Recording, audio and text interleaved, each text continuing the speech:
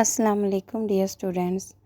उम्मीद करती हूँ आप खैरियत से होंगे। हमारा आज का जो टॉपिक है वो है उर्दू के हरूफ से अल्फाज साजी और आज का हमारा हर्फ है पे। पे से बहुत से अल्फाज बनते हैं। चंद एक उनमें पौधा, पत्ता, प्याला, पंखा, पहाड़। इसके अलावा भी बच्चे लिख सकते हैं क्लास वर्क। अल्फाज साजी पे। सबसे पहले जो लफ्ज़ हम लिखेंगे वो है पौधा।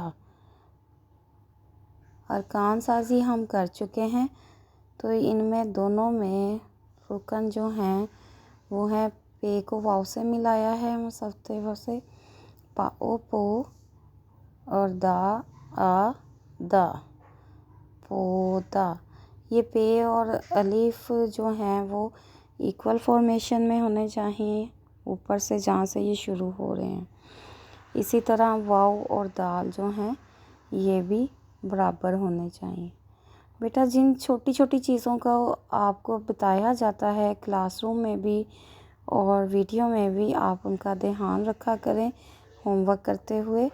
अगला जो हमारा लफ्ज़ है वो है पानी। ये भी दो अरकान हैं। पे को अलिफ से मिलाया है पा और नून को छोटी ए से। ये छोटी ए आपने गुलाई में लिखनी है। बच्चों ने यहाँ पे नोक नहीं बनानी बल्कि गुलाई बनानी है और नुक्ता जो है बिल्कुल सिरे पे होगा।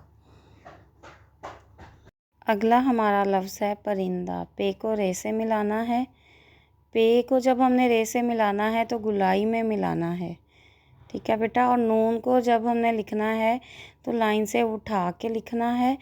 और दाल को जब हम ये किसी भी हर्फ से मिलता है तो इसकी फॉर्मेशन जो है वो रे की तरह हो जाती है। इस चीज़ को आपने, इस पॉइंट को अपने जहन में रखना है।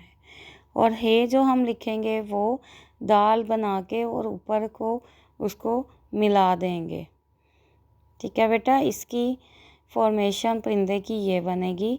अब इसकी पढ़ाई करते हैं। पा ओ पो दा दा पौधा, पा ओ पो दा दा पौधा, पा आ पा ना इनी पानी, पा आ पा ना इनी पानी, प रा ना रन दा दा परिंदा।